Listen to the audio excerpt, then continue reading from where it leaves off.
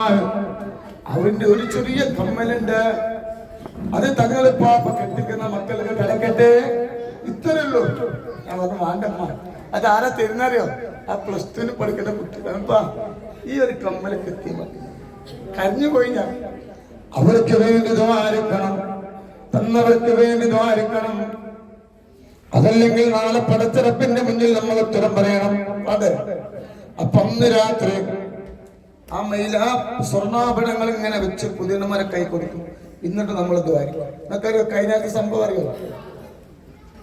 കഴിഞ്ഞ പ്രാവശ്യം എല്ലാ മക്കൾക്കും ഇവിടെ വെച്ച് സ്വർണ്ണം ഇങ്ങനെ വെച്ചുകൊണ്ടിരിക്കുന്ന സ്ഥലത്ത് എല്ലാ പുതിയന്മാരും ഇവിടെ പോലെ കൈ കൊടുത്തു, ദ്വാ ചെയ്ത് പിരിയാൻ വേണ്ടി നിൽക്കുകയാണ്. എല്ലാവരും പൊയ്ക്കൊള്ളിനാറ്. ഞാൻ ഇങ്ങനെ നടന്ന കൊടിമരത്തിന്റെ അവിടെ എത്തിയപ്പോ എനിക്ക് തോന്നി സ്വർണം തിരിച്ചു വാങ്ങാൻ.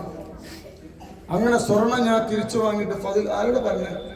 ഒരു തങ്ങളോട് ഞാൻ പറഞ്ഞു, അല്ല കഴിഞ്ഞ ഞാൻ പറഞ്ഞു സ്വർണം കൊടുത്താക്കണ്ട, അവിടെ വാങ്ങി വെച്ചോളിന്നാണ്. അങ്ങനെ ഞാൻ സ്വർണം പിറ്റേ ദിവസം രാവിലെ എനിക്കൊരു ഫോൺ കോള് എവിടുന്നാലും തങ്ങളെ ഇന്നലെ പിന്നെ കല്യാണത്തിൽ വന്ന പുതിയ ചാടിപ്പോയി.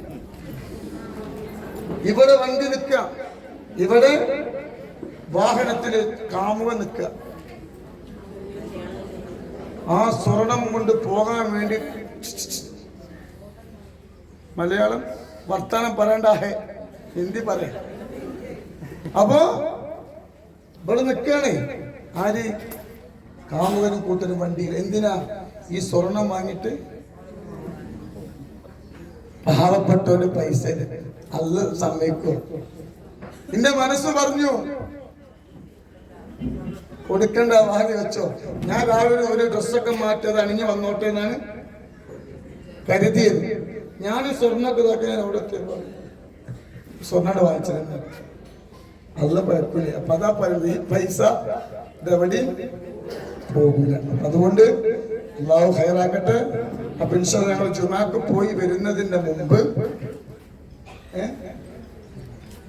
പോവാ ചോറൊക്കെ ചോറ് പാടില്ല, ഓർഡർ ഒന്നുമില്ല. പോയാ പോലല്ലോ അതില്ല, അത് കിട്ടാക്കട്ടെ ആവാൻ കേട്ടോ. ഇവരൊക്കെ നമുക്ക് വേണ്ടി ഒരുപാട് ചീത്ത കെട്ടി. പള്ളിന്ന് കമ്മിറ്റിക്കാര് പറഞ്ഞു എന്റെ പേര് വെട്ടും ഒറ്റിക്ക് തങ്ങള് മതിയാറും. പള്ളിന്ന് പേര് വെട്ടും ഞാൻ മജ്‌ലിസിൽ കൂടെ എന്നെ വെട്ടിക്കുക. സ്നേഹമാണ്. സലാത്തിന്റെ പവർ കേട്ടോളി. കഴിഞ്ഞ ഒരു 2 മാസമായി ഒരു കുട്ടി പായില് മൂത്രമൊക്കെയുണ്ട്. അപ്പൊ ഞാൻ തിരക്കില്ല, നല്ല തിരക്കാ. അപ്പൊ ഞാൻ പിന്നീട് തങ്ങളിപ്പോ കുട്ടി പായില് മൂത്രമൊക്കെയുണ്ടായിരുന്നു. ഇന്ന് ചോദിച്ചില്ലായിരുന്നു. പിറ്റേന്ന് ഉച്ചക്ക് ഫോൺ, കുട്ടി തീരെ മൂത്രമൊക്കില്ല. ഞാൻ പറഞ്ഞു വേ ആശുപത്രി കൊണ്ടുപോയിരുന്നു. തങ്ങളിപ്പോ നിങ്ങൾ പറയും മൂത്രമൊക്കുന്നായിരുന്നു. പിന്നെ വെച്ചിട്ടില്ല, എന്താഴ്ച അറിയില്ല. അപ്പൊ അതാണ് ചില സമയത്ത് ഇവിടെ കണ്ടങ്ങള്. ഇപ്പൊ ഇന്ന് രാവിലെ വലിയൊരു വള കിട്ടിയില്ല, നിങ്ങൾ കണ്ടില്ല. ഇനിയിപ്പോ സ്വർണ്ണം തരാനുള്ള ആൾക്കാരുണ്ട്. അള്ളാഹു ബർക്കത്ത്.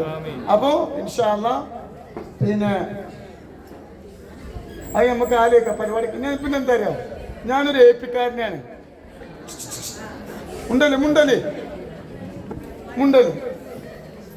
ഞാനൊരു AP-കാരനാണ്, ഞാനൊരു ഈക്കക്കാരനാണ്. എന്താ പറയാനുള്ള കാരണം എന്നറിയാം? ഇവിടെ എല്ലാവരും വരുന്നുണ്ട്. ഒരു കാര്യം, എനിക്കൊരാഗ്രഹമുണ്ട്. എന്റെ നൂറെ ഹബീബിന്റെ മുസ്തു ഒരുപാട് പാവം, ഒരുപാട് കൗത്തിന് കൈയിരിക്കുമ്പോ ഒരുപാട് പാവങ്ങളുണ്ട്. ഓർക്കൊക്കെ ഒന്ന് ഒരു ചെറിയ പൈസ അല്ലേ, തങ്ങളിപ്പോ മരുന്ന് വാങ്ങാക്കായില്ല, ഒരു 1000 ഉറുപ്പിക അങ്ങനെയൊക്കെ ഉള്ളവർക്ക് കൊടുത്തൂടെ അല്ലേ? ഇപ്പൊ എല്ലാവരും പാവങ്ങളാവും. അത് വേണ്ട. വേറെ എന്തൊരു പരാതികൾ പറയണ്ട.